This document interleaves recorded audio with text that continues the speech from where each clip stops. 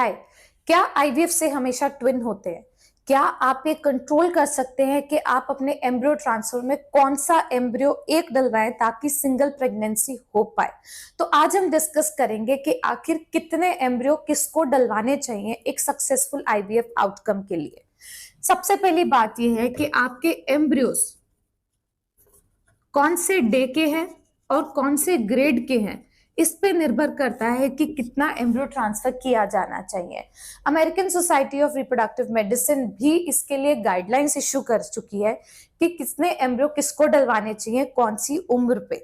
पर साथ ही हमें देखना चाहिए, इंडिया में रूल है कि हमारे देश में 2 से ज्यादा एम्ब्रियो नहीं डलवाना चाहिए। तो हमारे पास चॉइस रहती है 1 एम्ब्रियो या 2 एम्ब्रियो के लिए। अगर हम बात करते हैं तीसरे दिन के ग्रेड ए के एम्ब्रियोज हैं तो 2 एम्ब्रियोज डलवाए जा सकते हैं, क्योंकि इसमें प्रेगनेंसी का अच्छा चांस तो रहता ही है, साथ ही ट्विनिंग का चांस जो है वो बहुत कम रहता है, अराउंड 10%। अगर एम्ब्रियो 5वें दिन का है यानी ब्लास्टोसिस्ट है और वो आपके दोनों ए ग्रेड के हैं, तो उस केस में 1 या 2 एम्ब्रियो ट्रांसफर किए जा सकते हैं।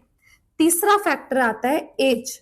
अगर किसी महिला की एज यंग है, वो 35 से कम है, तो उस केस में 1 एम्ब्रियो ट्रांसफर करवाना भी ठीक रहता है। बट अगर एज मोर देन 35 ईयर्स है तो प्रेफरेबली 2 एम्ब्रियोज ट्रांसफर करवाने चाहिए।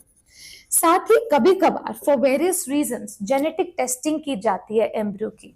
तो अगर कोई एम्ब्रियो जेनेटिकली टेस्टेड है, ए ग्रेड है, तो उस केस में 1 एम्ब्रियो ही डलवाना चाहिए, चाहे आपकी उम्र 35 से कम है या 35 से ज्यादा, क्योंकि हम ये चाहते हैं कि प्रेगनेंसी हेल्दी रहे।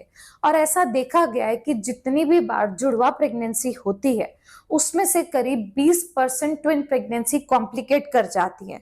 बहुत बार प्री मैच्योर डिलीवरी हो जाती है, नर्सरी की जरूरत पड़ती है, प्रेगनेंसी में बेड रेस्ट की जरूरत पड़ती है, बच्चादानी के मुंह पे टाका लगाना पड़ता है, बीपी, शुगर, अनीमिया, खून की कमी, ये सब समस्याएं ट्विनिंग से एसोसिएटेड है। तो जहां तक कोशिश की जानी चाहिए, एक अच्छा ए ग्रेड हेल्दी एम्ब्रियो डालना चाहिए। बट अगर पहले आईवीएफ फेलियर्स हैं या फिर आपके एम्ब्रियो बेस्ट क्वालिटी के बने ही नहीं है, बी ग्रेड एम्ब्रियो है या एज आपकी ज्यादा है, उस केस में 2 एम्ब्रियोज को डाला जा सकता है सक्सेसफुल आउटकम के लिए। सो वो कपल्स जो ये सोचते हैं कि आईवीएफ से हमेशा ट्विन होता है, ऐसा जरूरी नहीं है। They have a choice that वो उन अपने ए ग्रेड एम्ब्रियोज में से एम्ब्रियोलॉजिस्ट की मदद से चूज कर पाए कि वो कौन सा बेस्ट एम्ब्रियो है जो प्रेगनेंसी के लिए उन्हें बेस्ट चांसेस दे सकता है।